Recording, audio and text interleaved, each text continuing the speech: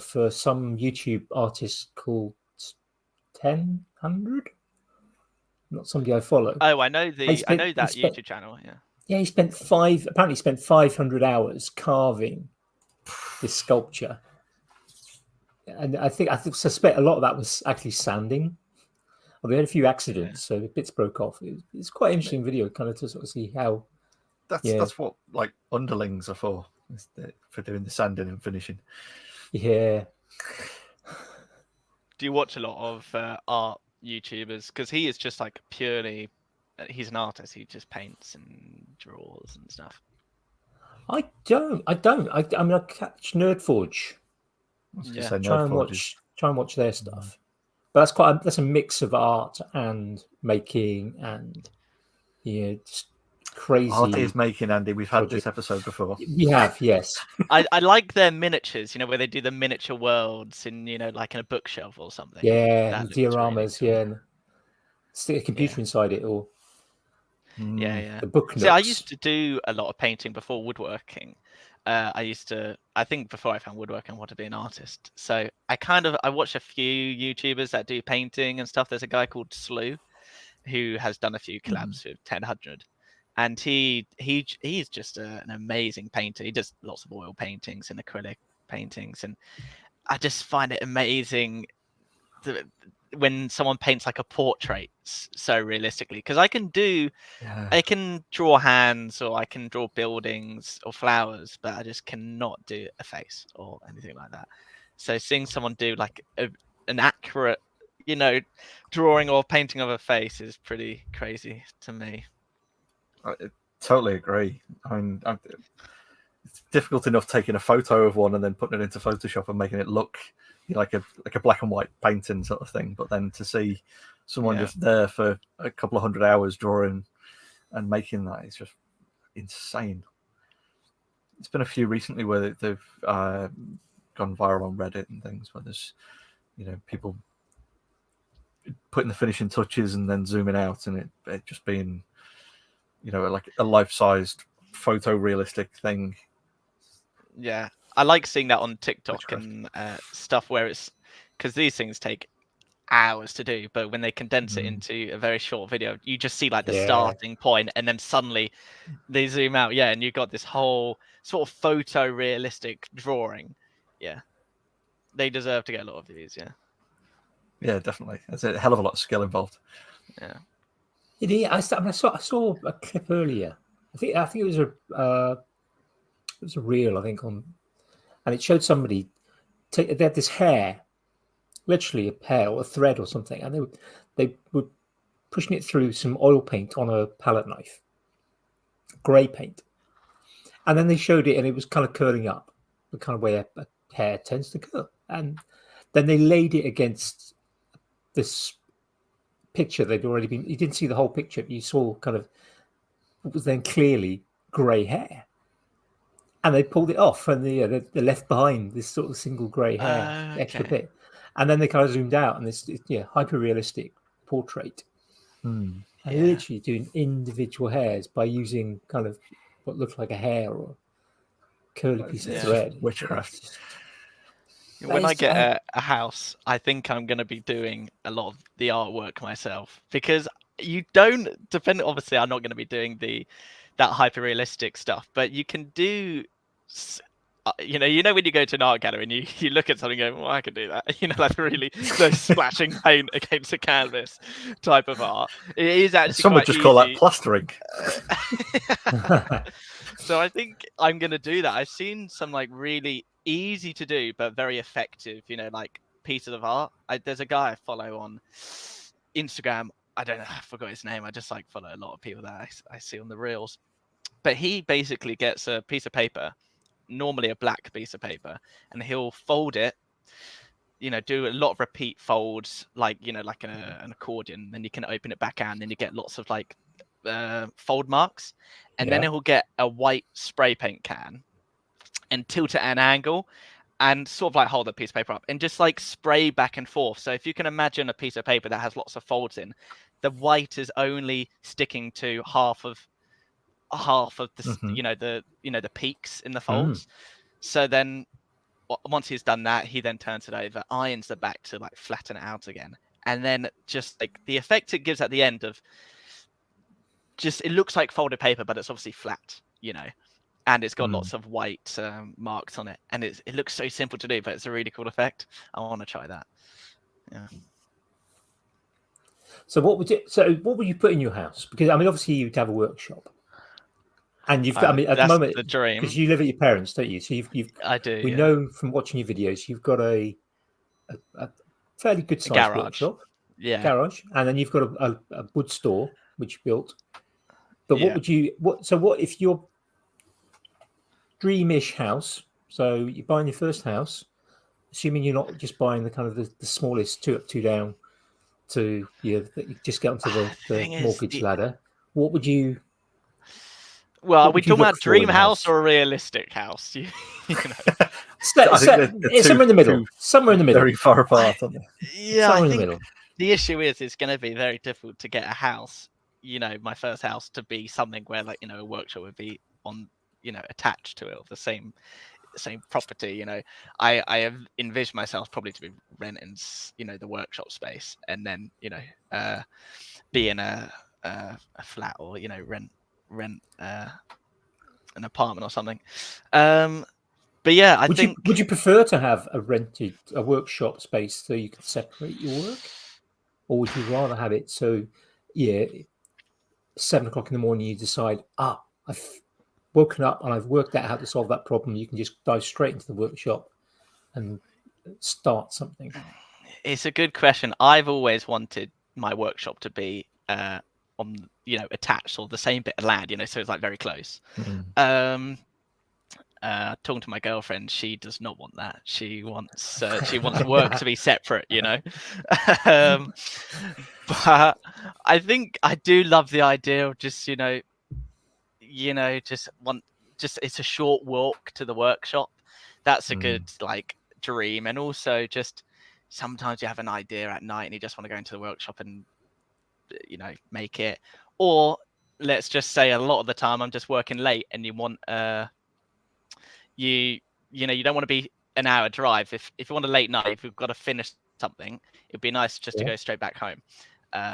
So yeah, that is a dream for it to be on this right next to the house. But I think obviously in the end priority is size. If it means that if I had it next to my house but it's very small, then it wouldn't be right. I'm sort of outgrowing the space I'm in currently, so yeah, I think it would be getting a bigger space so then I can make bigger projects. Not that I want to make bigger things, I don't want to make kitchens or anything, but just like a dining room table or a table would be it's difficult. It's a big piece of furniture, and you've got to be able to get around it. And if it's crammed in, I mean, you probably could make one in the space you have, but then it would probably be you wouldn't be able to do anything else, and it would be actually probably dangerous to kind of. I mean, you could take the Al's Hack Shack approach of make the extension to your workshop the size of the table that you're building, and then climb on and off the table when you need to get to the other end of it. Yeah, I think I do have a big commission coming up that is going to be a challenge to make in the workshop. And the walnut desk I just made was pushing the limits on how big I can make something. I think when you get to that big, I have to make it modular. Obviously, like the walnut desk was made in parts. And if I were to make a dining room table, that the design would be, obviously the legs come apart so I can work on the legs and then the top. But yeah, the dream would be eventually having a large space so then you can just walk around the table freely. There's some like huge shops in America that look incredible. Like is it Mike Farrington? He has his workshop's called the Boardroom or something. He's got a nice big workshop that that'd be nice. One of those workshops with a house attached rather than a house with a workshop attached. And also it's funny actually. I was going to say Frank Howarth's workshop because he's got a big workshop, but he's also similar to me in just filled it with a lot of stuff. So actually, it's a huge space, but he's probably not got a lot of space in it because he just filled so many tools in it. I think he would find space though if he wanted to make a dining room table. I mean, he's got enough machines that are at the same height that he could just make a large workspace to build it. Yeah. He has made some quite big pieces. Yeah. Yeah.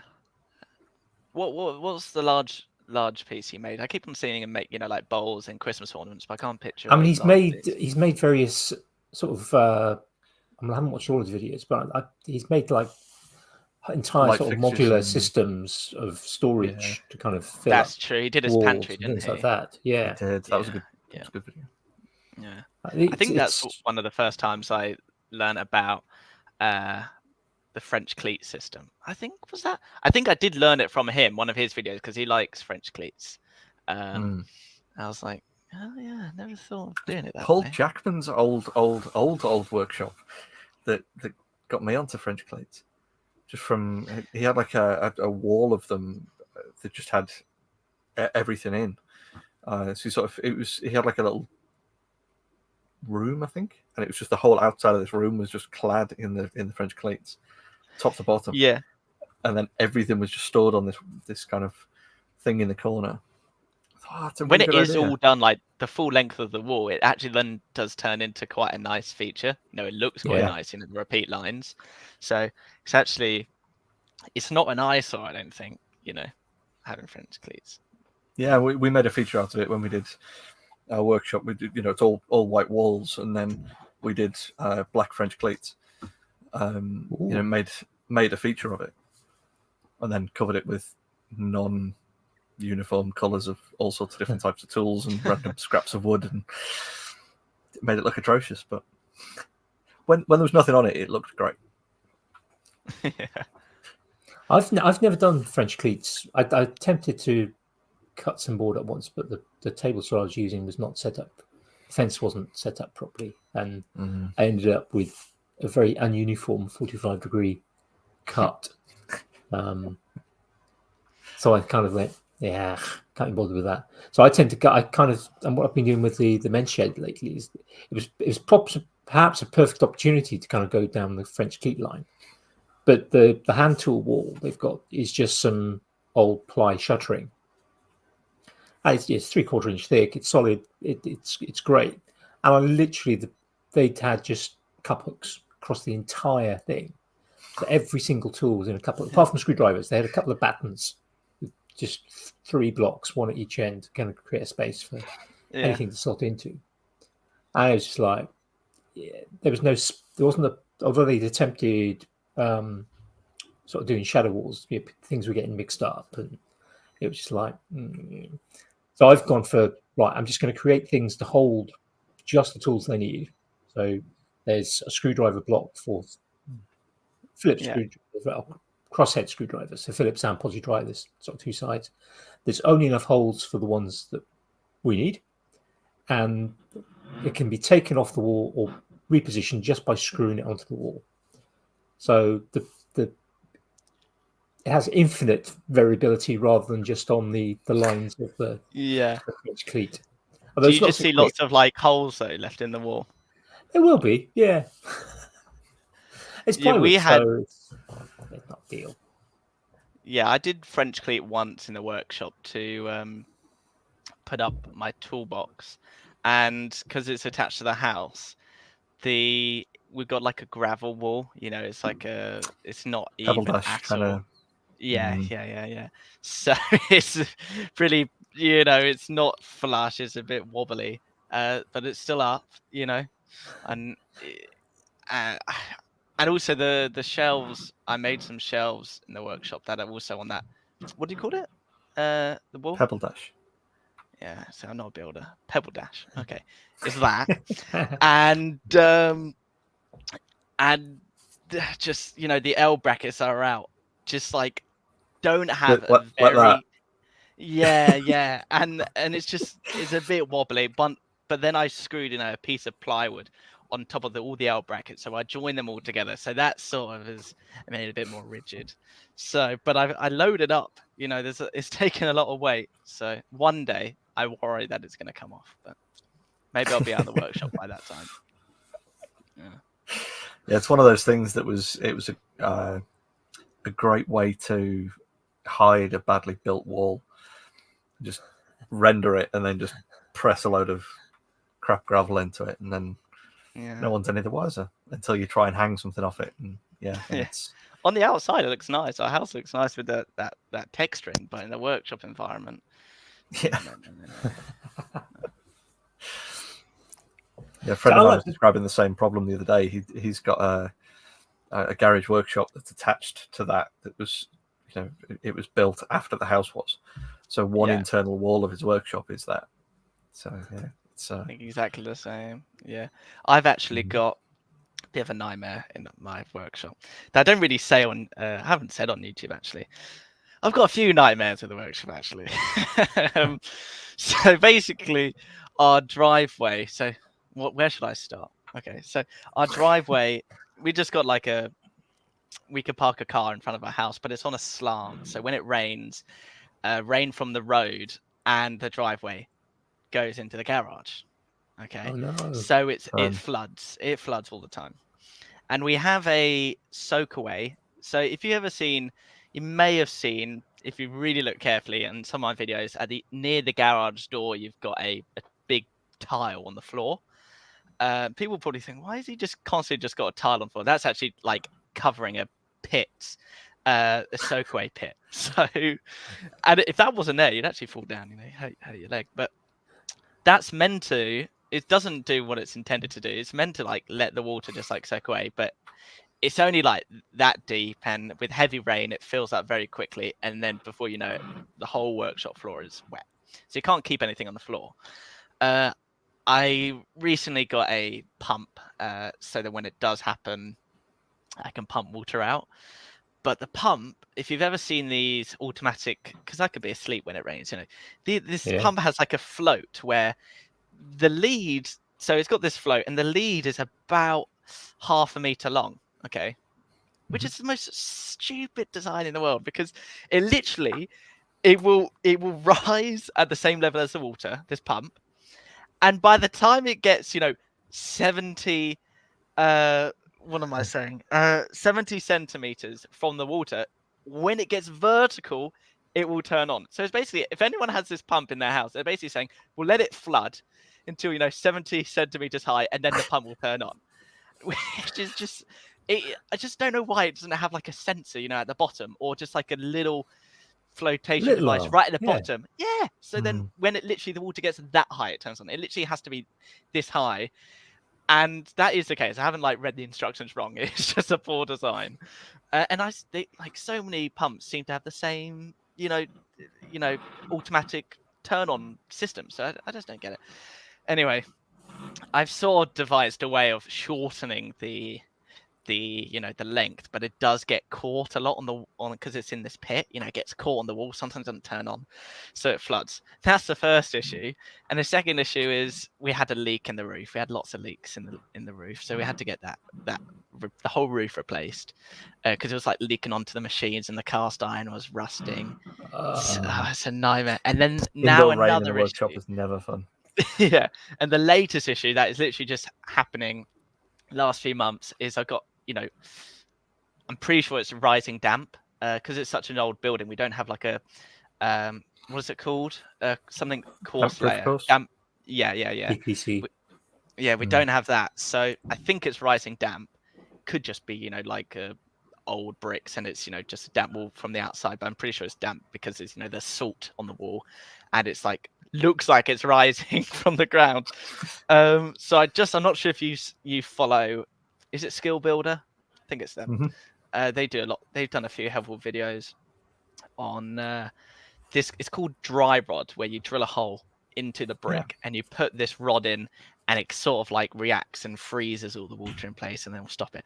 So I'm going to be doing that next week. And then they said in a few months' time, it will be fixed. A few months. Hopefully it'll be a bit quicker than that. But doing it over winter as well. It'll be. Yeah. Is that a bad idea? It might just last a bit longer. Yeah, it's not nice. It just looks like it's not mold, but it just when you've got a damp wall and you've got paint on it, and then it starts, the salt starts appearing. It just doesn't look nice, and it's Looks like just the walls decaying away, and it's touching my finishes and everything. Oh god. I'm obviously Yeah, very we've lucky got with the space I have, but it's given me a lot of issues. It's the thing with struggles, you kind of when you see people's workshops online, we rarely get to hear about those problems because it doesn't necessarily make good. Some people make good content out of it because they go, "Oh no, the workshop's falling down. I need to get repaired," and whatever, and they make a kind of whole series about it. But it's the reality, isn't it? It's the reality of having a workshop. I Yeah, thought it that would isn't be a just very good clickbait title one day. My workshop's flooded, or like my workshop's, I don't know, like it's ruined or collapsed or something. But it would be a bit anticlimactic when I just said, "Oh no, don't worry, I got a bucket and it's clean now." Also, though, it does affect the wood, though. When I'm making something, the moisture levels in the workshop are just not consistent. I've got a friend that has constantly has a dehumidifier in it and a heater that are on like a timer, so his projects won't warp. I seem to like get away with it for some reason. I think I just like deal with it and then fix it if something goes wrong. But yeah, it's not the best environment for fine woodworking. I think the only thing that is allows me to do it is because I got the timber store. It's the same climate as the workshop, and I let the wood settle there for quite a long time. If I just like bought the wood and started making a project, straight away, it just then it would warp a lot. But because I let the wood settle throughout the project, I don't really get any issues. Would there be issues then when it moves on to a client when they take it into their centrally heated home or office? Good question. I haven't had any issues. Yeah, no one's contacted me. I think it hasn't been that bad actually. I just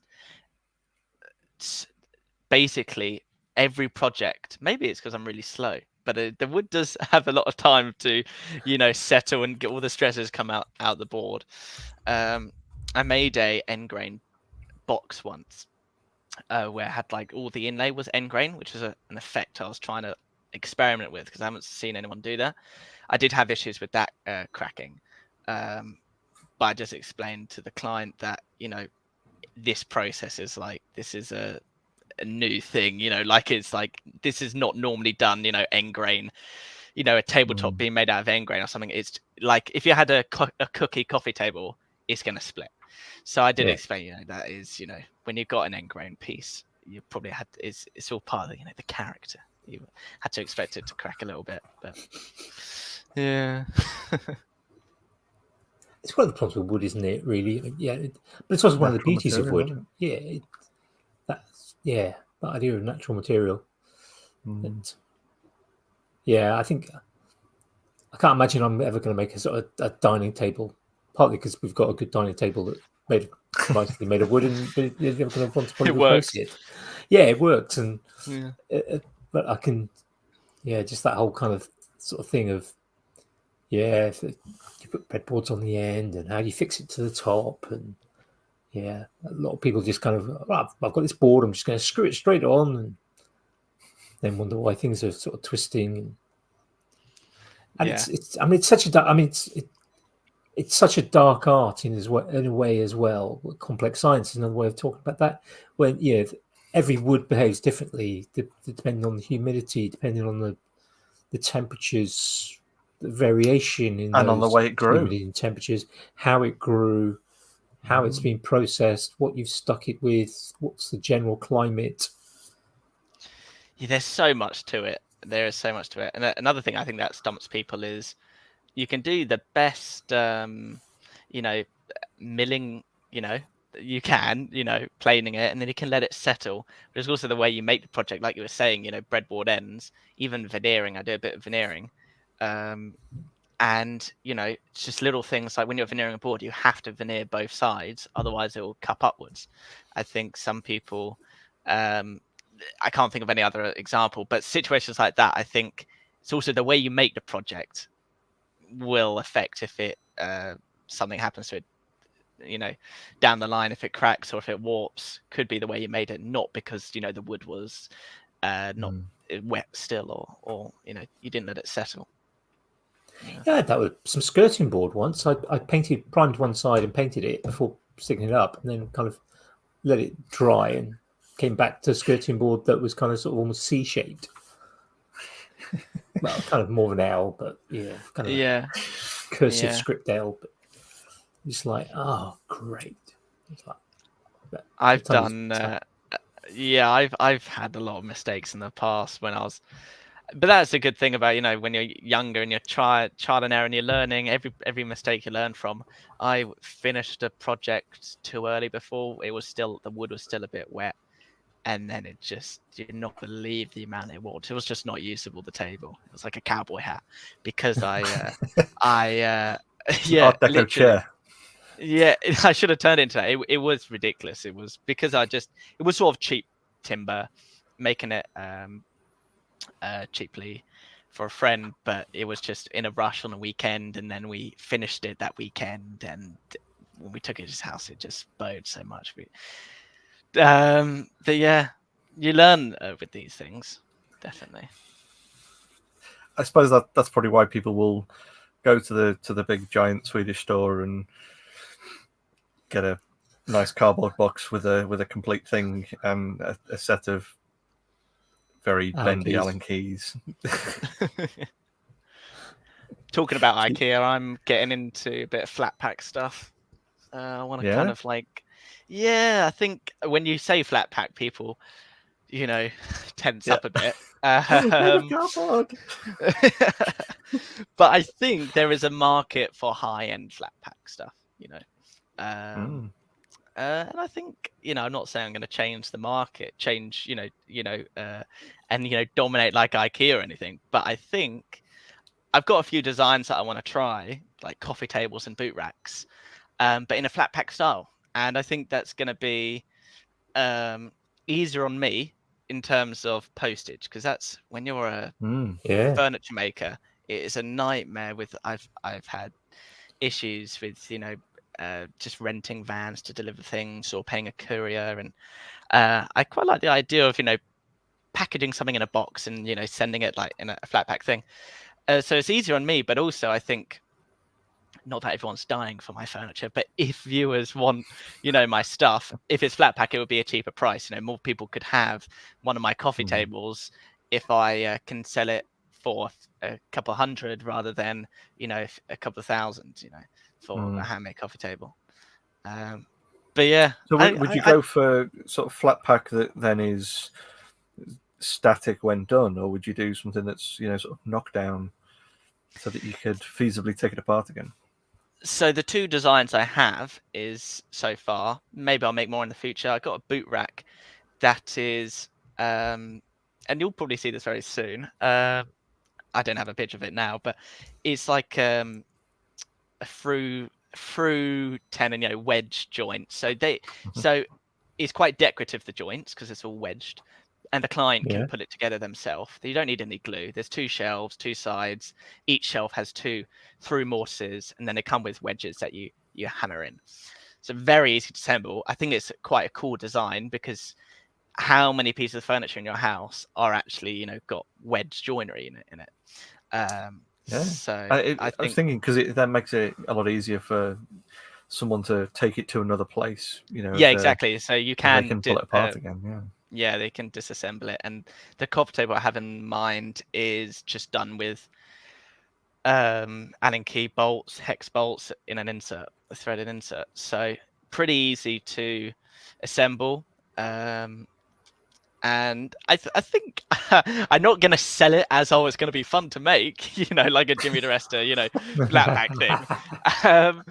But, they can do it themselves. You don't need any skill or anything. And it will be a very functional piece of furniture that I think would be quite a cool design, Yeah. Nice. I think there's market in that for sure. I think that definitely. idea of accessibility, because even if it's good, like I say, it's easy for you to send something that's flat packed. Yeah. But that means it's cheaper for you to send it flat packed. which means it's cheaper for the client, just in terms of Yeah. oh yeah, you can have this coffee table. It's gonna it's gonna be £800. Oh, and another 200 for the to arrive. And that's what it is. When I'm making for like full pieces that obviously aren't modular, you've got to make a crate. And I've had postage. I've had a couple of people contact me from America, and I said one of them is actually going through, but he's happy to spend like £500 on postage. But so and I've had one person say from America they wanted 8 chairs, and I knew immediately this is not. When I tell him, do you know I'm in the UK? Because I think at that time I quoted it'd be like £600 to send each chair, and he was probably expecting that to be the cost of the chairs themselves, and then obviously that fell through in the end. But I just knew. I think that is the issue of like obviously being online. Air's expensive to send, isn't it?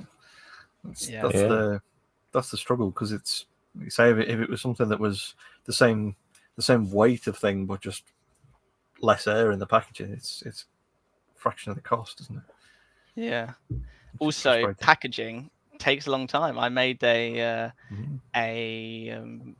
bench, and the crate, I had to make a wooden crate for it, and that took like half a day to do, because I got to cut the plywood, and screw it together. And they probably don't want to pay for the postage and the time it took for you to make the crate for the thing. So, I really hope this flat pack stuff does well, because I like the idea of having my own like product, because a lot of the stuff I've been doing is commissions, one-off, and I haven't really pushed my own designs yet. Well, I have my own designs, but they're not like batchable type of stuff. So I quite like the idea of selling these flat pack stuff. I just had a thought talking about making it yourself.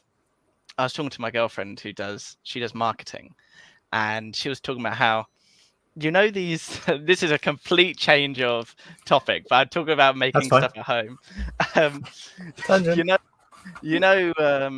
These sort of like pre-made brownie mixes, like you can buy like cookie mixes. You can, and I was thinking, would the client get enjoyment out of making a coffee table or boot rack? Like how much involvement do they want to have in it? Do they just want to get out of the box and it's done, or will they enjoy the process of making it? And she was telling me about actually these brownie mix companies used to be just add water and you got the mix, and they found that actually the people that were making it, this was apparently a long time ago when these were invented. It's like in the 50s, I think. Yeah. And they said that even the 70s.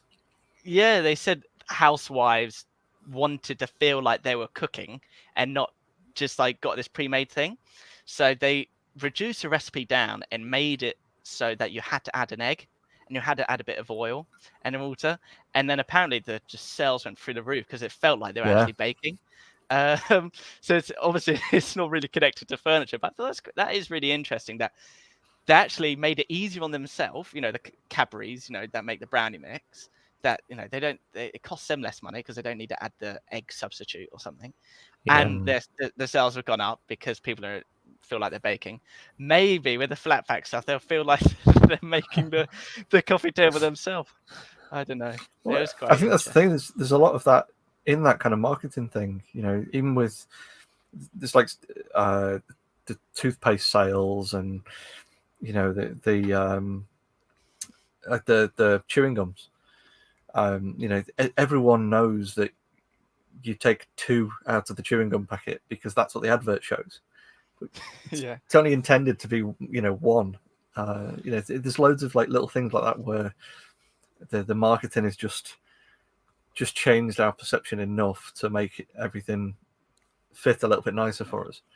Like so that cake mix is a brilliant example of that, of kind of trying to be too useful to the client or the customer, and them just not fully realizing that it's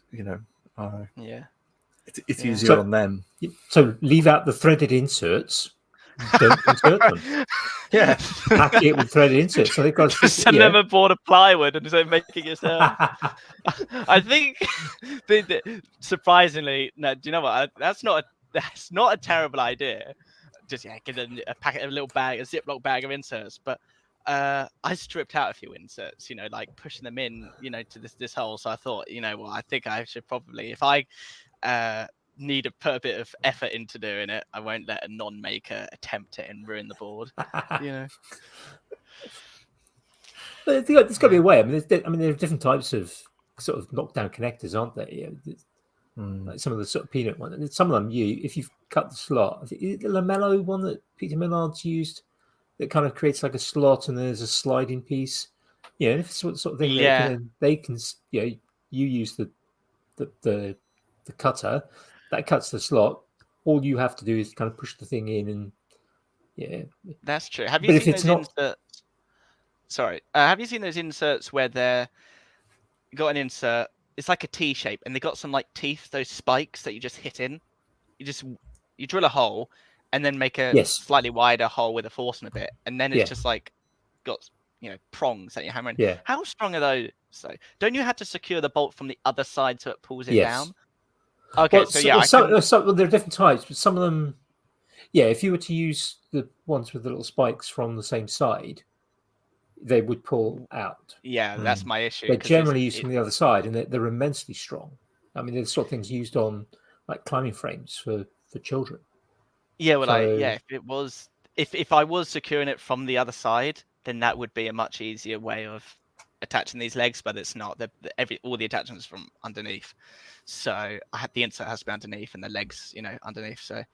So far I've just got one of these inserts that you put in with an Allen key, a big Allen key. The screw-in ones, Yeah, I think they're all right. I've used inserts before that you put in with a flathead screwdriver, and they're a nightmare. Have you tried that? They just don't go in straight. You don't get any even pressure on it. But these hex head ones, whatever you call them, seem to be working so far.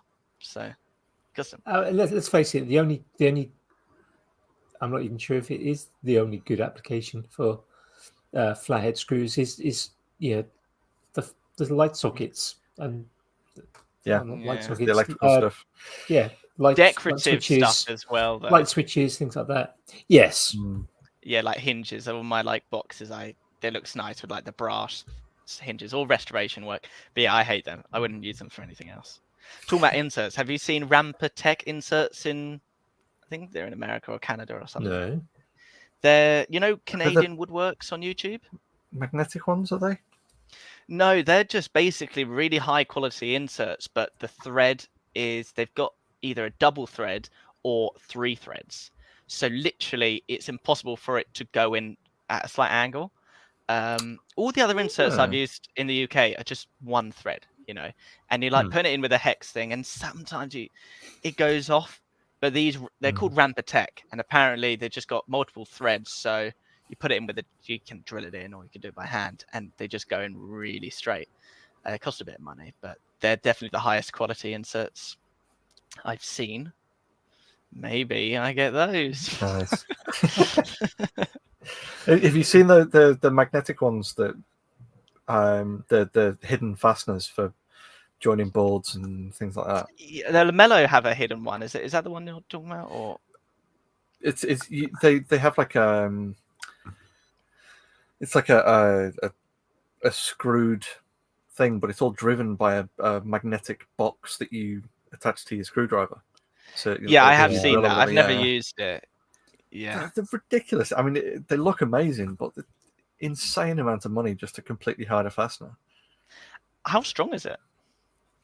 It seems to be pretty strong because it's a screwed fastener. It's just that it's embedded in both sides, and then you're using magnets to drive this hidden screw. But I also wonder though, because think about the amount of torque you're getting from an impact driver. When you're screwing something in, a magnet. How can a magnet turn something? Do you know what I mean? That is under tension. You're really strong. It that. I think because it's like machine screws. It's essentially like turning a nut on a bolt, but with witchcraft and magnets. I'd love to see a demonstration. There must be in one of these shows. Yeah, There must be someone doing a demonstration. There's a load of videos of them, kind of people showing like cutaways and using see-through versions of the fasteners and stuff to kind of show what it looks like. And it is, yeah, crazy witchcraft. I've always been amazed when you can compare kind of what's available from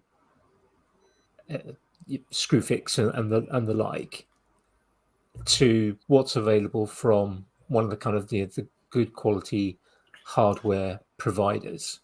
And you kind of sort of instead of kind of one page of knockdown fittings or half a page of knockdown fittings and threaded inserts, you get kind of 15 pages just of different types of threaded inserts, and another sort of 5 pages just for hidden knockdown fittings. And does make it a bit difficult to find what you want sometimes. It does.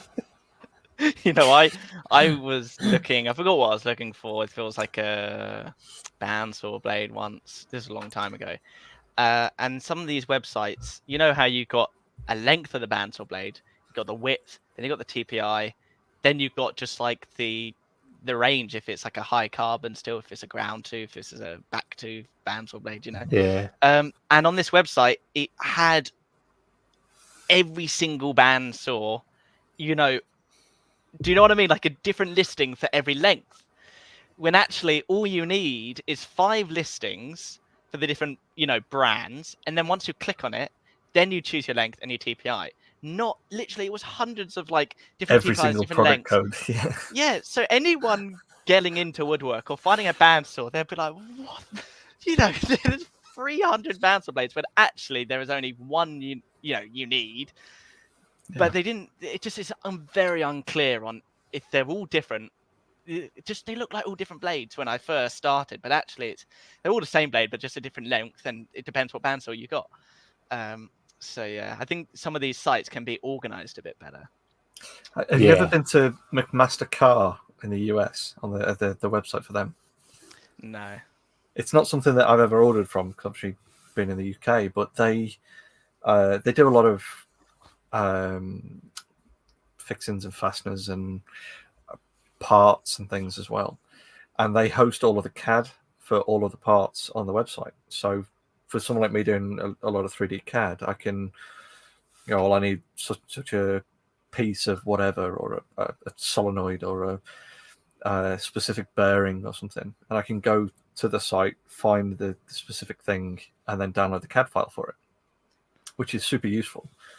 But when you go to their site, it is literally like, you go for bearings or something, and you've got then every single ever listed possibility for all of the bearings, so that you have to like filter down through so many layers of like I want the ID to be 8mm, right, and I want the OD to be 26mm, right, okay, so we want this, we want the thickness of that, we want this shield, and you got to select through so many layers to bury down. Oh right, okay, we've got 5 of these possible ones, which would you want? It's amazing for that kind of real nerdy, right down to the nitty-gritty things. But say when you just want a thing, I just want a bearing, please. Yeah, you can imagine the panic some people like. I've been on those sites before where they've got what you want, you just can't find it, and you're like, or you've got the thing in your hand and you go, I need another one of these. What is it? Yeah. So some of the British industrial companies, suppliers like RS and CPC, they're the same. Farnell are like that. If you don't know the exact term, forget it. You're never going to find it. How many pins has it got? What's the pitch on the pins? They're just.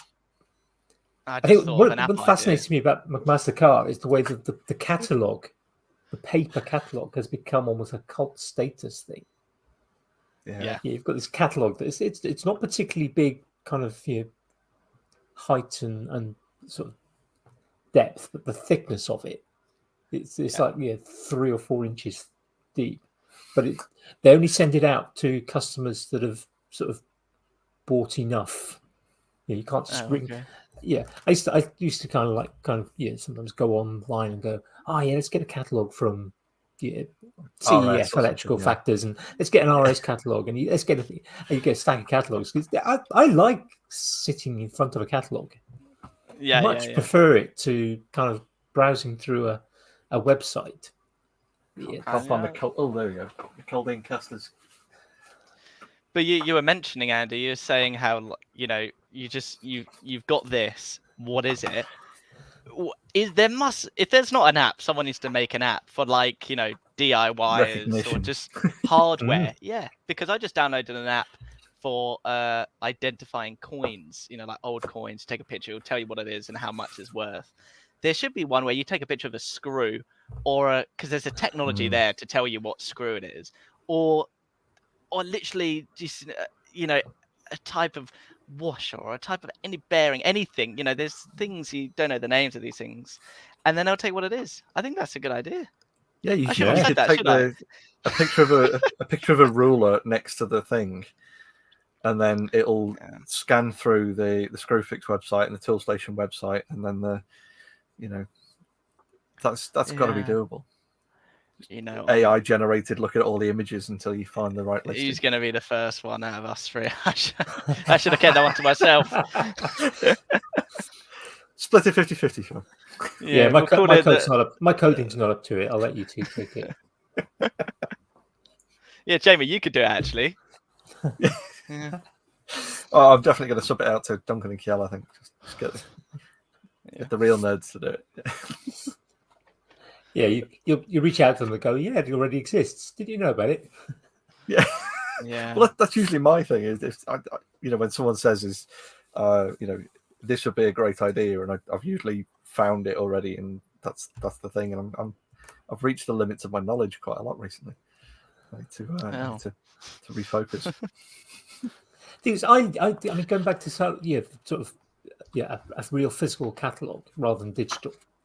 I used to love getting. I mean, I can remember back years when I was kind of pre-teen.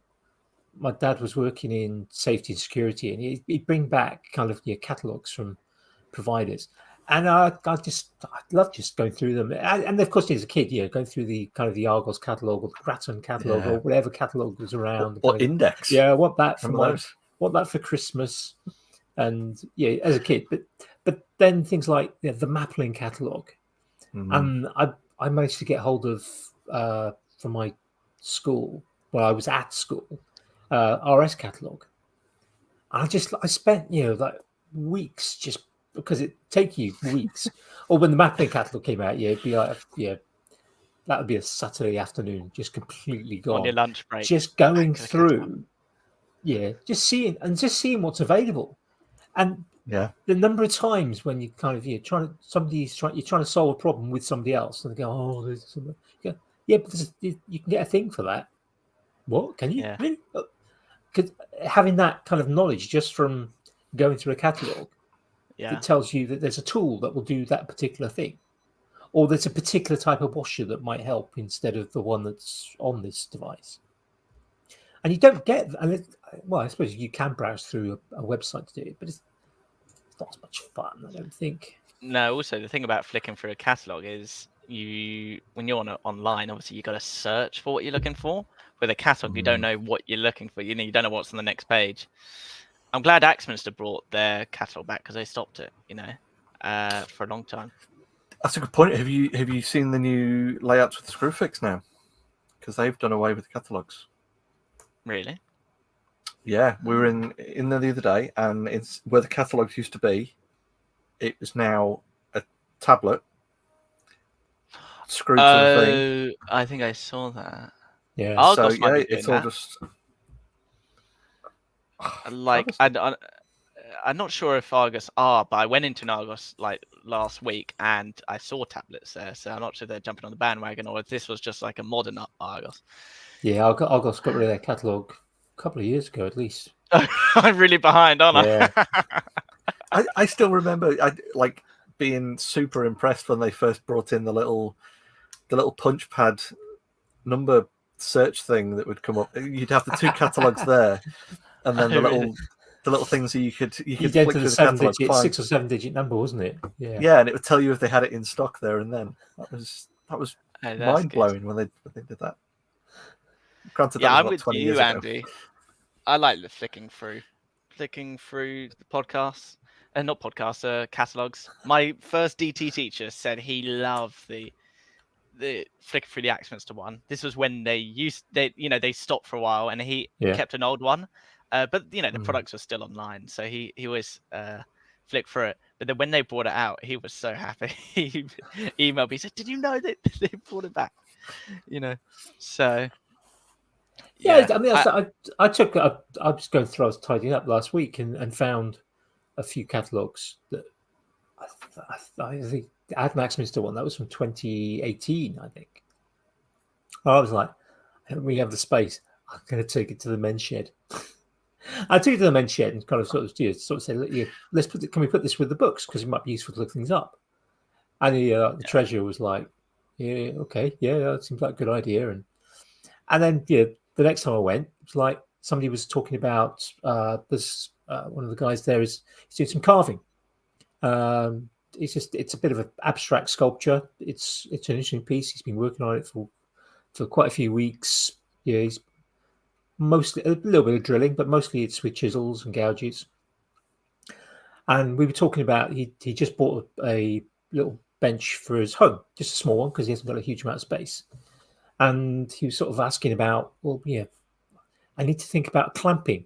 Yeah, what different things? Yeah, how can I sort of clamp? I don't really want to put a vise on the front of it. A vise doesn't actually work for a lot of the sort of carvings. A conventional woodworking vise, doesn't really sort of work. And I need some sort of variety. And I was talking about, well, have you thought about maybe like the MFT style kind of clamps, where you just got a sort of essentially a dog hole or different types of dogs that you can have in. And you're like, what do you mean? It's like, right, let's have a look at this catalogue.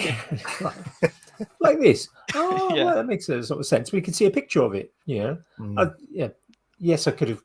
Well, I did. In fact, at one point we were talking about it. And I did pull something up on my phone, but actually, kind of having the catalogue, it was just gave an extra dimension to the kind of conversation and made his understanding of the possible options just like, oh, actually, there are a variety of options.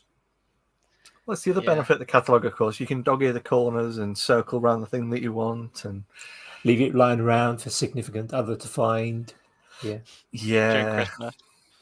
You can't do that. You can't do that on websites so much, can you? Well, you can leave the tabs open. Yeah. Yeah, me and Andy both do that anyway.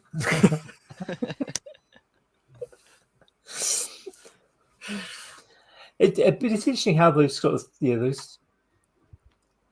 I think that's a change of experience. I think it's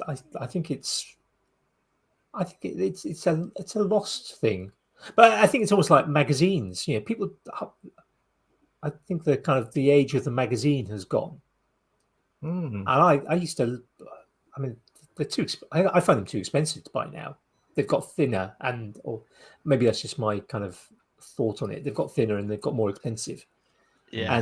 But I used to love I'd get a different magazine each week. Yeah. So with my kind of weekly shop, I used to go. I'd get a different magazine. So one week it would be like Trail Walker when I was into backpacking and climbing and stuff like that, and then another week it would be something like I was going to say Hackspace, but that's a fairly recent one. But there'd just be a different some sort of woodworking thing or whatever, and you just get a variety of magazines, and it's just nice to kind of throughout the week there and just flick through, read the articles, and get through. It's just not. It's not the same with digital, but then digital has that ability. You can sort of search for information within a document, and I think we got so kind of predisposed to like RSS feeds and Reddit and social media and all these other things that are just essentially the same stuff that you get in a magazine, but just automatically fed straight into us rather than having to seek it out. And I realized the other day I got a magazine at Make It Central, fully intended to read it. It's been sat kind of like in my kind of eye line to be able to read it the other day. still haven't actually opened it up. So Yeah. get it gone because it's There's one magazine I subscribe to actually is the Fine Woodworking one. You know, the American woodworking magazine. Which they also have a online what do you call it? Online copy. Yeah, but it's also Edition. they have they have a like a what do you call it? It's not a warehouse, but it's it's like an archive of all the past magazines they've done. So if you subscribe, you can look online at all their past stuff. And they also got, if you subscribe, they've got, video workshops, which are just, a woodworking video on steroids. They go in every detail, which is really good. And I'm a big fan of the Fine Woodworking magazine because they do give you quite a bit of inspiration. I think I obviously know about Fine Woodworking from YouTube and their Instagram, but they are American. They're American, but I was surprised when I went to the airport a few years ago in W.H. Smith. There was a Fine Woodworking magazine. Yeah, but I've never seen it in the UK. I literally only saw it in the airport. But are they in all W.H. Smiths? I tried to. It depends. There's some will have it. I know that some will have it because it does vary. It seems to vary with Smiths because some will have just a relatively small wall, and they've got 2 or 3 cycling magazines, and there's 2 or 3 of each different sort of genre of magazine. But then I've been in a few Smiths where you've got 40 meters of magazines, and it's floor to, well, not quite the ceiling, but to sort of to the top shelf, upper reach, and you've just got just hundreds and hundreds of different magazines. So there'll be like 2 or 3 meters just of woodworking, and there'll be another meter of kind of wood turning, and just where is your W.H. Smith? I need to visit this one. I've never seen that. This is a local one, but I've been in ones that like that, where you've just got just extensive range, and it's nice to see that sort of thing. But there is that. I think with the digital does have that big plus of being able to access old back copies and not having to kind of think, all right, which one do I have to order, and in order to get that particular thing that I'm really interested in. But you talk about inspiration. I was going. One of the things I'd sort of quite be interested to sort of ask you about is kind of where do you get your inspiration from? I mean, because some of your furniture is, I think, quite unique. Not that I'm a furniture expert, but it's certainly it's very obviously it's fine furniture. It's very refined. Thank you. But I mean, I doubt there's. Are there fine woodworkers who create furniture literally out of their brain without previous inspiration? Or like most artists and most makers, where you're taking a bit from there and a bit from there, and you're taking kind of, I like curves in this style, but I like like with a table, I like this type of leg, and I think that would work well together. And you try it, and it does, and you kind of that's now one of my things. So I mean, where do you get your inspiration from apart from fine woodworking?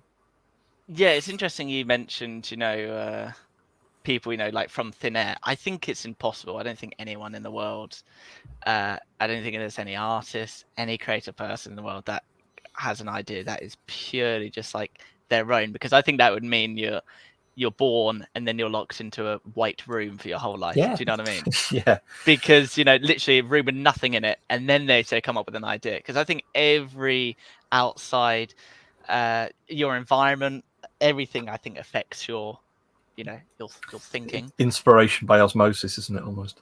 Yeah. So I definitely think everything is like caused by something, and you might like a curve in that, but not remember it was from that piece of furniture, and then later down the line you think of this curve in a piece of furniture would be nice, but actually you probably saw that curve somewhere else. The one thing I don't think is good is obviously if you blatantly copy someone else's but add a chamfer in a different area, so that I don't, because some people, there's a phrase, every artist steals. There's a famous quote that every artist steals. I know the quote you mean, but I can't think of. Something. Oh, yeah. It's something like good artists borrow, but great artists steal. It's some. Yes, yeah, I think it's that, and I think that must be it. And also, there's a book being made that is called "Still Like an Artist," which I totally agree with, because I think people look at the word "still" too literally. They're not literally saying copy that and just paint it a different color. They're saying get inspiration from that curve or that type of armrest and evolve it into something else. So where was I going with that? A lot of my stuff is unique, but it's inspired by different makers. So I'm a big fan of Sean Evelegh, and his you might not be able to picture it now, but you'll definitely recognize his chair, like the shell chair and the wishbone chair, and even Charles and Raheem's lounge chair was an inspiration as well. Yeah. So my Hawthorne chair, if you saw that was inspired by Sean Evelegh, and I don't think any of his chairs look like the Hawthorne chair, but they have similar processes, like a bent laminated back and a Danish cord seat. So I get inspiration like that, seeing, I like he used Danish cord, and he didn't invent Danish cord, but you've got that sort of Scandinavian influence, and then he uses bent lamination. So I thought, when I was designing that chair, I wanted to create something with a bit of Danish cord, bit of bent lamination, and then at that point I start sketching. I kind of limit where I want to go. So I also do a lot. That's sort of based on a lot of processes. So if I want to design a table, I think about what processes I want to try out or experiment with. So I do a lot of bent lamination, but let's just go with that. Let's say I want to add a bit of bent lamination for a table. Then I'll literally just start. I'll either look at other tables, see what they've done, see what people done, and then just draw a table, and then draw over the top curves everywhere. I've encouraged people to create a mood board of lots of different designs they have, and then put a piece of tracing paper over the designs they like, and it's you just trace a new design on top of it. But once you've got the dimensions are the same and the ergonomic back is the same, it's not the same chair. You're just sort of copying proportions and then maybe curving the armrest a bit more or changing the height of the back. You can make some unique stuff, based on other designs, So that's what I've done in the past. Yeah. That sounds to me very much like the kind of approach that design technology teachers will try and get their students to take. It's something I've seen teachers that I've worked with in the past sort of doing. And I think if the fact that I think it's great. And I think the fact that you're still sort of taking that approach, I think actually is testament to the fact that the quality of the teaching that is happening in some schools in the UK with regard to sort of technology, and thinking about those sort of techniques that actually, they're really good, valid techniques. And I think perhaps those of us of a certain age perhaps didn't necessarily get that, or if school is a long time gone, you kind of forget actually some of those things that you were taught. Yeah. And I think it's possibly, I think I may be speaking out of turn, but I think if for you at your age, it's still relatively close in time, and you went from school to sort of study furniture manufacturing as kind of a full-time study, and then into now kind of making stuff for clients and for yourself. I think that you haven't lost some of that good early technique of kind of planning and thinking due to Yeah. kind of having spent 10 years working in a furniture factory, just banging out not been cabinets, sullied or by industry. working in an office or something Yeah, I like think that. a lot of the stuff they hone in education is mood boards. Like whatever you're doing, if you're doing textiles, pottery, any creative subjects, they say mood board, mood board, mood board. The tracing technique. Now, I'm not saying I'm sure someone else has done that before, but that was my own sort of interjection. I'm not going to say I came up with it, but that was my own idea of, okay, now I have this mood board. Why don't I put a piece of tracing paper on top of it?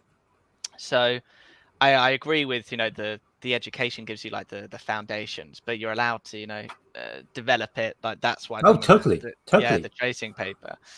Tools and yeah, techniques, isn't it? Yeah. To make it your own. I don't think the stealing aspect is taught right though. I think I've seen people say, I'm going to borrow your idea, but that's not borrowing. Borrow doesn't Are you make going to sense. give it back? Yeah, it's just I've seen someone say, I'm going to borrow your idea, but borrowing means you take and give it back. You're not going to give them the piece of furniture you made. I just don't. So I think the whole thing with stealing is a scary word. That's why people say borrow, but actually the borrowing actually is the stealing. Because when someone says they're borrowing something, that actually means you're copying blatantly what they're doing. You don't want to say stealing. But the stealing aspect is actually, no one's going to say to you, I'm just going to steal your idea, because that just doesn't happen. They'll say borrow. So I think if you're taught stealing in a way that actually you're not stealing, you're being inspired, you're, looking at all these chairs, what do you like about them? I like all the armrests on this. I'm going to merge them all together. That's not stealing, but it's semantics, isn't it? You're taking the idea, which, it's whether it's theft or borrowing or using it as inspiration or whatever it is, you're taking someone's idea and using it to create something else. Yeah, exactly. It's like you said, there's no short, snappy way of saying that other than saying it wrong, Yeah, and I think anyone that is saying I was going back to saying that everything, even if you didn't create a mood board and you think you've just drawn something on a piece of paper from thin air, you probably were inspired by something else, so I think it happens. You just got to embrace it. You got to maybe intentionally do it instead of, because if your logic at the end of the road is whatever I make is going to be, it would have been inspired by something in my life. If you grew up around brown furniture, if you grew up around something else, you'll be inspired by that. So if in the end nothing's unique, then embrace it. You then just look at everyone's work and make something that you like. There's a fantastic documentary I've talked about before. It's like a 3-part kind of half an hour documentary that was released in 10-minute chunks on YouTube called Everything's a Remix. And it goes into that kind of thing of Bauhaus industrial design stuff and film stuff and music stuff and those kind of things of taking inspiration from other things that are well-established brands or that kind of thing. I think it's like you say, it's just kind of the way we are. We see stuff and hear stuff and sense these things that make new ideas happen. That's kind of how we function as creatures.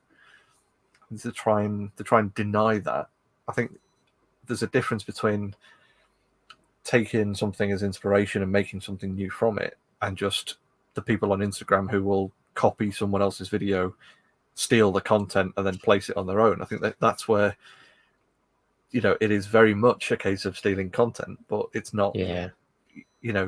Taking someone's idea of their design and making your version of it. I think it's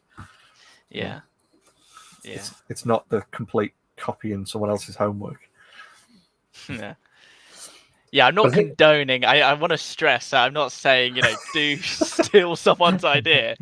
I'm talking about obviously being inspired by it, but I do steal the inspiration of it. Yeah, that's a good way. Some people have actually stolen my ideas before, but completely a copy. Like it wasn't inspired by, as in like they were inspired to replicate exactly what I've made, you know. So Even signing your name at the bottom. like they've done that, and as long I think, you know, if you want to make it for yourself, you know, in your own workshop for yourself, that's cool. But I think obviously if you're then selling it, then that gets a little bit like maybe not, you know, because then you're stealing someone's product. You know, that's the issue with, you know, if you've got a business and you're on YouTube. Obviously, I want to inspire people.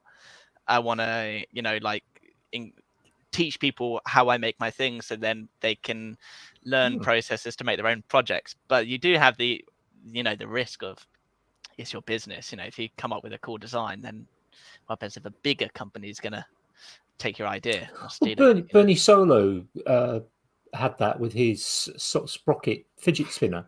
Yeah. He produced this amazing, you know, brass and stainless steel sprocket, you know, fidget toy. Yeah. And yeah, within weeks, couple of months, yeah, it was being sold on, yeah, Far Eastern market type sites for a fraction of the cost that he could make it at, because he was hand machining it. And you know, they were literally, and it was identical, because he'd shown every stage of the manufacture in his kind of Instagram and YouTube. And yeah, just I didn't see that. It's scary, isn't it? It's difficult to kind of combat. But then some people will want Bernie's handmade one, and they'll pay that bit more because Bernie made it. Yeah. And they want to support him as a maker. They also want something they know has been produced by hand by somebody who's taken care and love, who designed it, and is producing it in a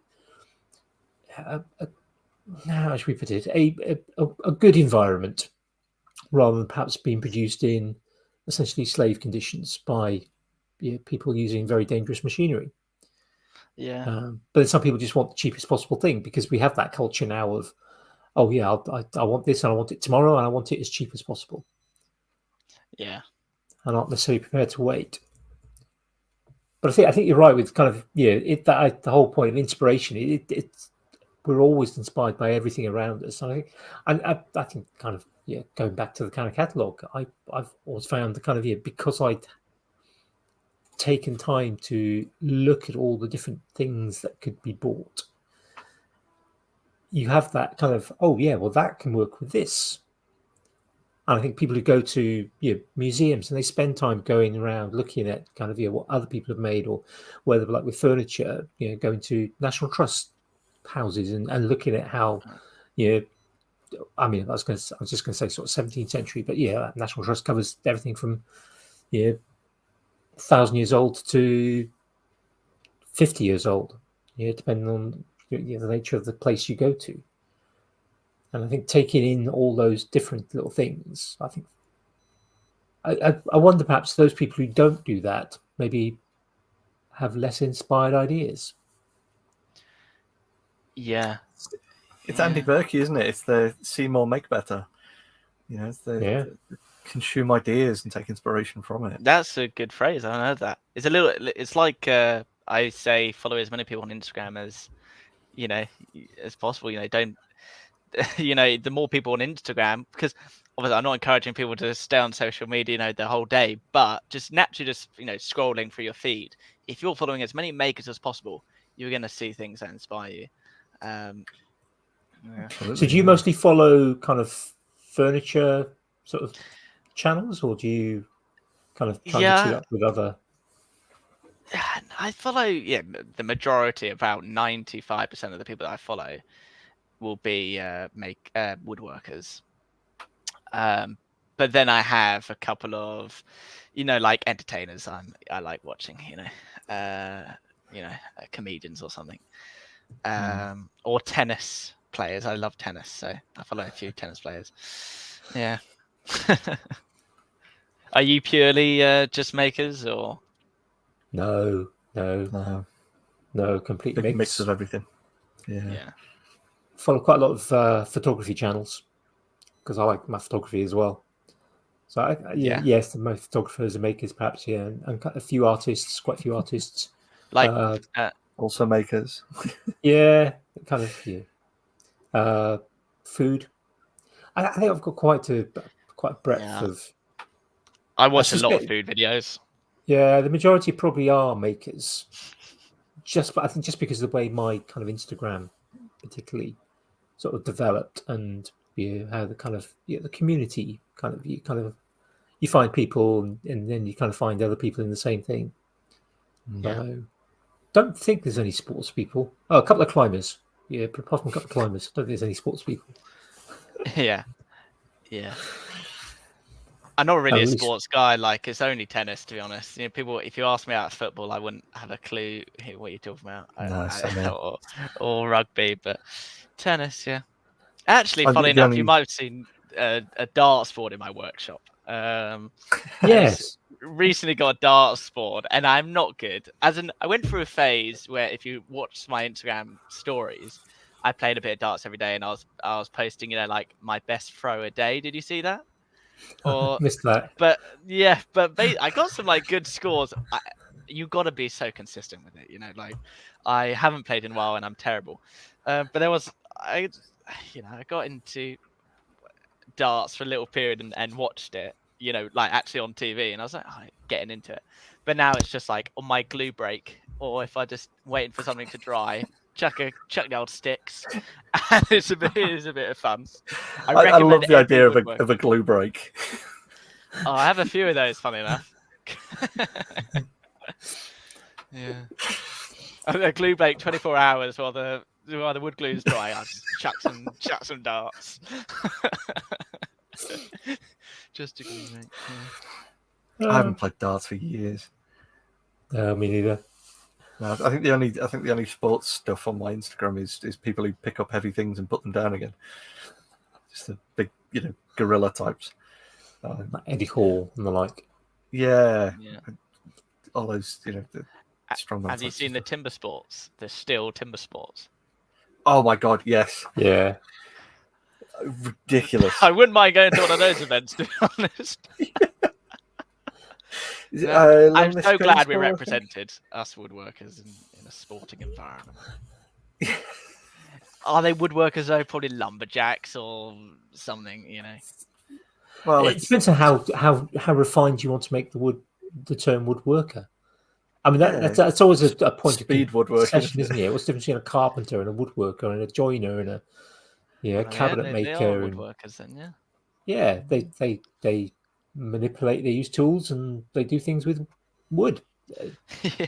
They're a woodworker. Yeah. It's I think that's definitely one for kind of sort of argument. But yeah, I mean, it's just phenomenal. Yeah, what some of these people are doing. Yeah, they've got racing chainsaws.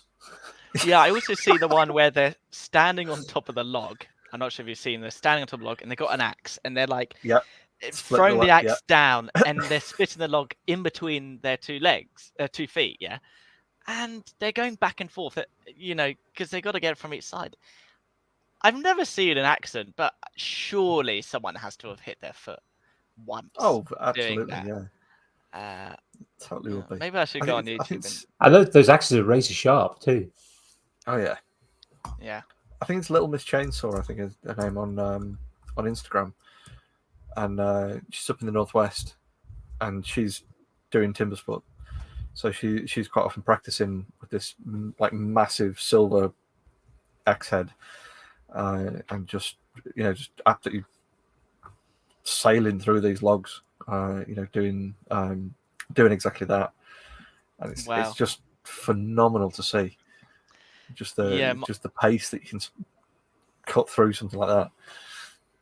Yeah, I've seen the chainsaw they use for the the speed cutting, the cross cut. I've got for my sawmill. It is so heavy, so I know like what they're lifting. But then you've got the ones that I'm not sure are in the timber sports. They might be, but I've definitely seen them online in like these county fairs where they do sort of chainsaw racing. But it's like I'm not sure if you've seen them. It's like the engine is like a car engine with it's not like one you buy off the shelf. It is like a man-made chainsaw, and the two guys are lifting this car engine with basically a chainsaw coming out of it, and then it cuts it in like under a second. This huge tree. Have you seen that? Have you seen when because they'll where they'll like drop it through first, and then they'll pull back up as well to do both. Yeah, that's just it's ridiculous. Yeah, it is also the loudness. One thing people don't know about me on YouTube is I'm deaf in one ear, so I like anything loud because I feel like that must be what it's like, for normal people. Like, so chainsaws, let me think of. I went to an air show once where they had a fighter jet, just like flying low over, and that was the coolest thing ever. Just like hearing sound that you can feel.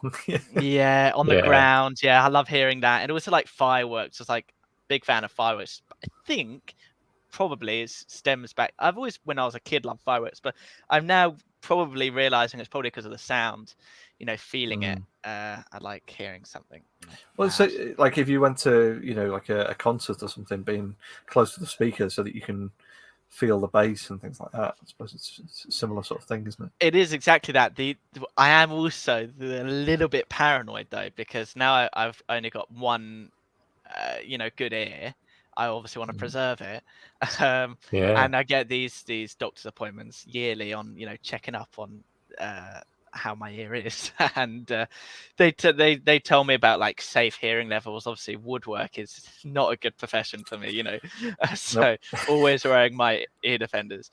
But it's surprising to hear what the safe limit is for a human ear, and they were telling me how like an underground, the London Tube is way above the safe limit, for a human ear. But the amount I use it, or a standard person is fine. But a worker there, if you're working in the London Tube, they said you're gonna go deaf a lot earlier than other people when you're exposed to that, a lot. They have a lot of that kind of thing, don't they? For a certain decibel level for X number of minutes before you have to then stage down. Yeah. Also talking about safe levels is, I'm not sure if any of you have ear defenders that are Bluetooth. You've got music like ISO tunes or anything like that. Do any of you have? I haven't got ear defenders. So I've got like noise cancelling headphones and various sort of Bluetooth things. But my ear defenders, I use the 3M Peltier 3s. Yes, I've got that. Peltiers are good. Yeah. I love the 3M minus 32 decibel protection. Yeah, the yellow is like a light green. Red. The ones I've got. Red. Okay, I've got the light green one. Yeah, I really like the 3M ones. They're like quite thin. But I was saying about the Bluetooth. This goes with all headphones actually. Is one thing that is not taught about. You can see I'm quite passionate about this. One thing that people that is just, I don't think it should be taught in school, to be honest. Headphones is people are listening to way too loud. Absolutely. I listened. Actually, my girlfriend was telling me this weekend actually that she read an article about our generation. That with the headphone generation is going to go deaf way earlier, because if you think about one thing that I kind of tell myself, or when I talk to people about it, is if you think about how loud the sound is in your headphone, just imagine you weren't wearing headphones and that was the volume of the room you were in. That would be deafening. You wouldn't be able to hear anyone else speak, and that speaker is right next to your ear. And that's why I was going with ear defenders. It's probably even worse because it's an ear defender. Well, actually, you can turn it down. Yeah, especially with things like the ISO tunes, the levels that they have to meet for EU regulations versus US for OSHA regulations. They actually have different levels of volume that they'll put out. So specifically for the ISO tunes, if you buy the American versions, they go louder than the EU versions. They're quite a level on them. Yeah, well, I definitely won't be, raising the volume too high, especially if it's, soundproof. If you've got the, the natural ear defender protection, whatever you call that, then you don't need it to be too high because you can't hear the outside Yeah. noise. It started I bought a becoming a set of- problem after the Walkman came out. After sort of the Sony Walkman first appeared, because there was no kind of recognition of that exact thing. You've got that continuous exposure to high volumes, and I think it was France that first instigated a thing where they insisted that there was a limit on how loud it could be by the manufacturer, so that they kind of they worked out kind of what a safe level was, and then they brought that in place. And But it's I think still so I've got loud, though. some. That can't be. That can't Yeah, be on all headphones now. That safety. yeah, I'm not sure. I'm not sure. I think I certainly had at least one pair of headphones or earbuds that would not go above a certain level. It would kind of just beep. But I've got other ones that will go much louder. Yeah. So I don't know if that's kind of depending on where they are. Some manufacturers want to sell everywhere, but they don't want to have different versions for different places. I don't Do know. your ears ring like after a long time wearing headphones, or is that just No, an issue my I hearing have? that used to happen. My hearing is totally shot. Yeah. I'm not But yeah, it gets deaf, quite but I painful. certainly Yeah. have. I have hearing damage because I was in school in the 80s, secondary school in the 80s, and it was loud discos, and it was the cool thing to stand next to the speakers, and then my ears are still ringing the next day. Yay! There must be a good disco. Yeah, no. Yeah. So they don't My ring dad's much a anymore. musician, so yeah, mine are. There's Really? dips in certain frequencies. Yeah, I actually bought. You might have seen them like on the adverts on Instagram and stuff, but the loop buds that are No, I haven't seen that.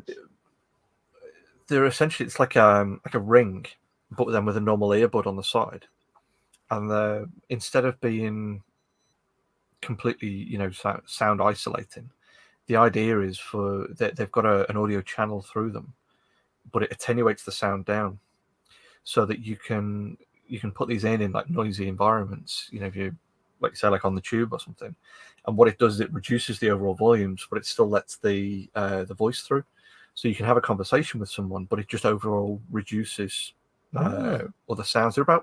There's different versions of them. They range from about 15 quid to about 30 quid.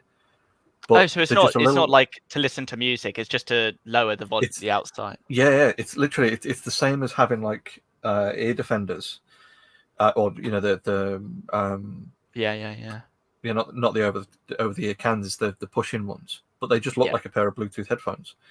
But they're just like this fancy little ring thing that's got this this audio channel, and they've got different versions for different frequency ranges depending on the audio channel. So there's a specific one that's marketed for like stay-at-home parents with young children, so that it attenuates the frequency ranges that become problematic for background noise, so that you can still focus and carry on with your day and stuff.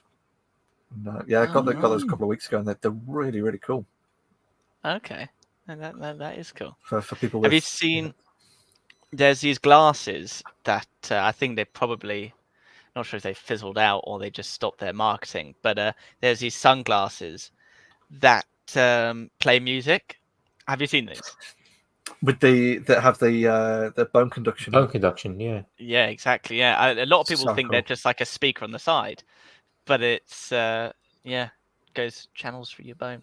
Like when I do my hearing test, they put a little sort of a headset where there's not actually a pad on my ear, but it's just this like vibrator thingy that they just like put on the bone behind your ear, because that lets in like most of the sound, believe it or not. And they test my hearing through not my ear but the bone behind my ear, which I find quite interesting. That's really cool. Yeah. Bone conduction stuff's really, really weird because it's been used in diving for years. But and military, yeah, and military as well, yeah. But for that reason, for allowing sound through the ear canal, but without blocking what else is going on. That's again, it's witchcraft. Some would say medical science, but magic, science, yeah. What's the phrase? Yeah, any suitably advanced technology will appear witchcraft to. yeah, indistinguishable from magic. Yeah.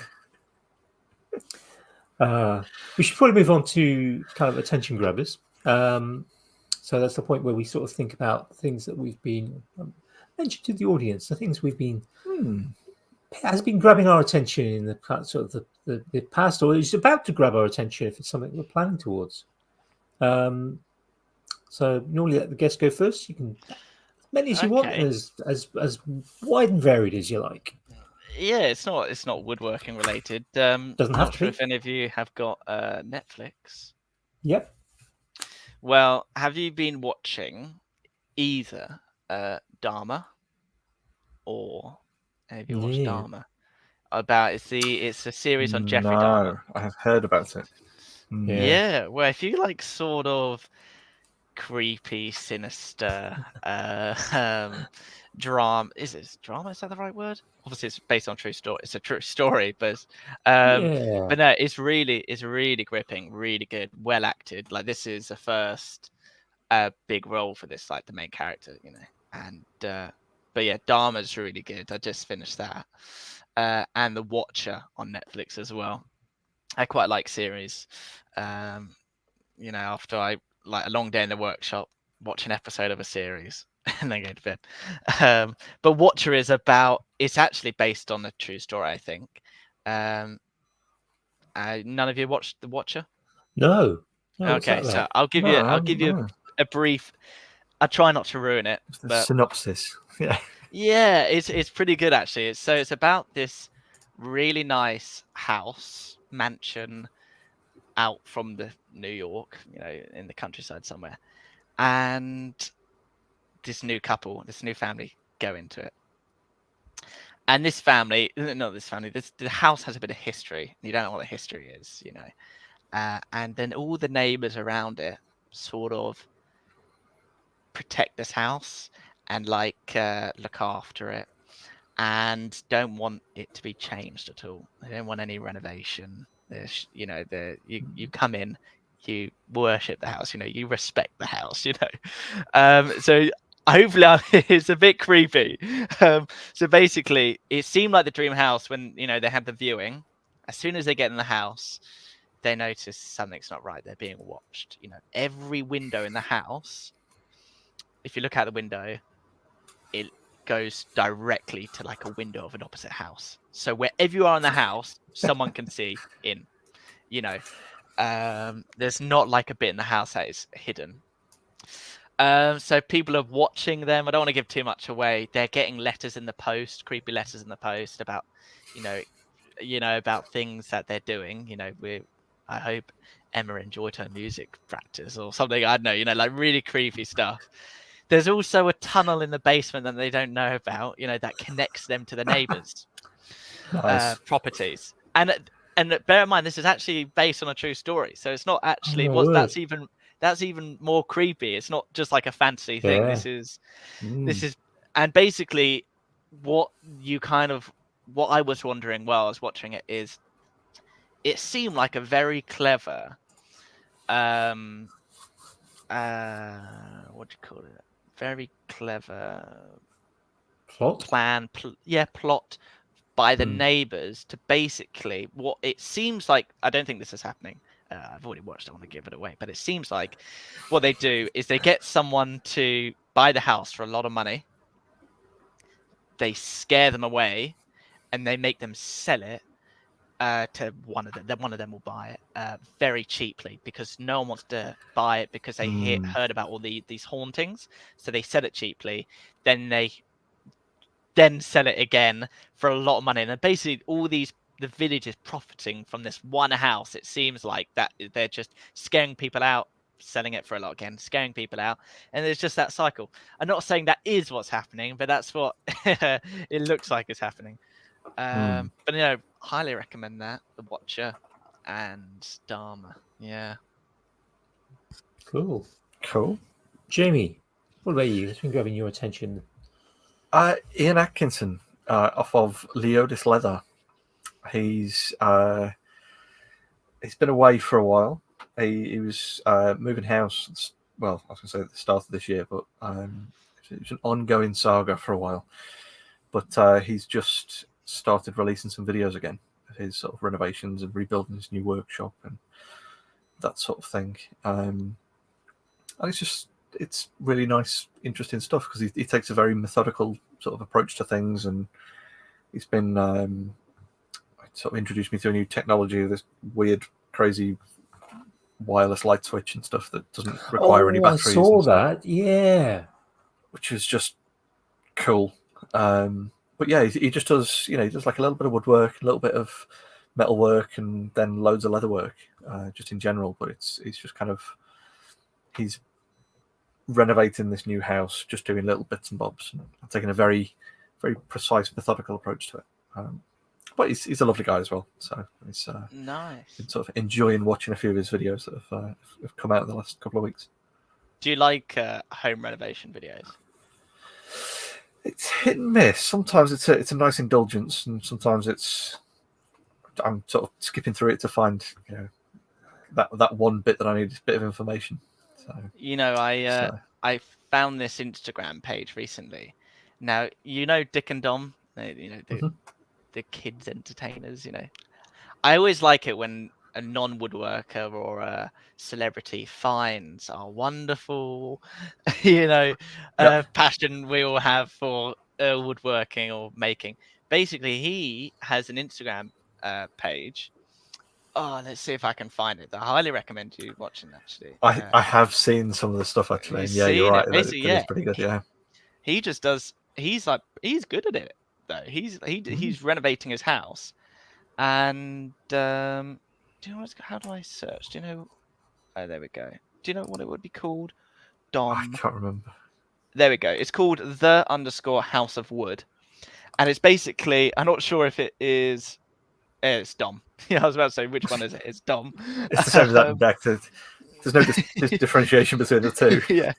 Yeah. But basically, he does lots of videos on renovating his house, and he's doing a good job, and he's learning as he's going, and you can kind of. It's quite cool seeing a celebrity getting into it, and rather than just paying somebody else. Yeah, and he's getting dirty. He's doing everything. He's doing his garden. He's doing his house, and he's actually. It looks like he's doing a good job, and obviously he's got a bit of money, so he can, in between his gigs, he can take his time and not rush it. So it looks like he's actually researching the best way to do molding, and he's doing it himself because he enjoys doing it, not to save money. He doesn't need to save money, does he? So that's quite cool to see. Yeah, nice. How about you, Andy? What's been grabbing your attention, mate? What's been grabbing my attention this week? Well, talking of house renovations, I've been resealing some of our UPVC windows. Yeah, it's coming. Some of them, the silicone's dried out or cracked a little bit. So the house moves, and so working the way around the house doing those. We've got some of that coming up on Tuesday with some of the indoor rain that we've got in my workshop. We've got the guys coming out to reseal a bit of mine. Yeah, I'm doing it myself. It's fairly straightforward. It's in the inside, conservatory roof that I can't get to. Yeah, but the only window that I'm worried about is the one on the landing, because it's kind of the top corner on one side, of course, is well over the stairs. The one side's all right; it's above the landing, flat landing, but the other side is kind of above the stairs. So I'm not quite sure how I'm going to reach to that corner to get the old silicone out and to put fresh. Well, the fresh in isn't too much of a problem, because probably you might be able to reach with the silicone gun. Stretch with the gun. Might not be able to cork it. Yeah, I have to cork it with a stick. So doing that. Tidying the Tinkerage. So our patrons will see a picture I can actually get to one of my benches. There's before and after on the Instagram for patrons only. So they can sort of check that out. And apart from that, sort of TV-wise, I finished this week watching or rewatching mostly. There were some I had missed. The classic Doctor Who. So got up to McGann and watched the film. So that's on. We've been watching that on BritBox. My youngest mostly, although I'm now ahead because I don't have to go to school. So that's been quite nice catching up with that. So I might start on the new Doctor Who and watch all those again. I never really watched a ton of it. I remember all I know is I really like David Tennant. As Doctor He's a good Who. Doctor. He was a good Doctor. Yeah. I mean, I just like David Tennant in anything. Yeah. That's a fairly good stance to take, I think. Yeah. I remember when I only watched a few Doctors actually, but I remember I was much younger when it came on. But the Weeping Angels episode, if it is an episode, or if I don't even know if they come back repeatedly. They come back, yeah. But there was one episode where they were haunting a lot, and it was so scary. I was so scared of these, like blinking or turning away, and they got closer to you. Never found the Daleks that scary because they're just like robots, and I thought they were cool, and I wanted to make one. Make a Dalek costume. But the Weeping Angels, yeah, and the Scarecrows were quite good characters, I think. Oh, there you go. Fine furniture Dalek. How you combine those two? Yeah, walnut or something. Get some Dalek inspiration into your next coffee table. Well, they do actually have a lot of texturing on it, so you could get some inspiration. They've got lots of domes around it and stuff. Yeah. Stay tuned. Wicked. Where's best place for people to find you, Sean? Best place to find me is online on YouTube and Instagram, Sean Evelegh. Instagram, I think Sean_Evelegh. YouTube is Sean Evelegh, which I think YouTube now doing this weird @ing thing. They're copying all the social medias, so it's now @Sean Evelegh, I think. But yeah, you'll find me, and my website is SeanEvelegh.com. So pretty easy. Yeah. Very nice. Right. It's been. I'm not on pleasure, Facebook and Twitter and Instagram. Not many others will be soon. Yeah, no one's going to be on Twitter so soon, apart from Trump. That's true. Yeah, and Musk. Yeah, and their fans. Yeah, let's not get political. Let's almost. Yeah, let's not go down that route. Yeah, let's end on a high note at least. It's been lovely chatting to you. It's been absolutely lovely chatting to you. It's been a pleasure, Sean. Yeah. I talk a lot. I think when I do my podcast, I always like it when the guest is they talk a lot, and then I don't need to do any work, because it's like an interview. They keep talking, but I'm not sure if maybe I went too far with that logic. I don't know. It's worked out great tonight. Yeah, been a lovely chat. So we'll look forward to seeing the things that you produce over the next few years, because you're at the relatively start of your career, and I mean you're already producing fantastic things. Yeah, I think you're producing fantastic things. And remember, I will. Yeah. Well, I'll be back on them if you let me. Absolutely. Absolutely. And we'll see you at Maker Central. Hopefully, it's been announced. Mm-hmm. I think the next thing that's coming out channel-wise, as in I've got projects. I've got a dog gate coming soon, but the flat pack stuff will be cool. And actually, teaser of a project. I'm not sure when I'm going to make this, but I just come up with a new design of a chair I'm really excited about. I just don't know when I'll find the time to make it, because it's obviously not a commission. It's a personal project, so it really had to be when I'm doing nothing. But basically, long story short, it's basically a completely cut, like a power carved chair, so nice. Ooh. Lots of laminated wood up, and then power carved back, and probably a steam bent armrest that turns into the front leg. So the front leg will come up, turn into the armrest, wrap around, and then go back down, and then so bit of curves, bit of power carving that I haven't done before, but maybe that'll be on the channel in the next year or something. Well, we look forward to it. Yeah, you can tell us all about it when you're next on then. Yeah. Hopefully, I set a deadline now. Next year, I'll try. Yeah, we'll get in the diary now, and we'll so you've got to know when to.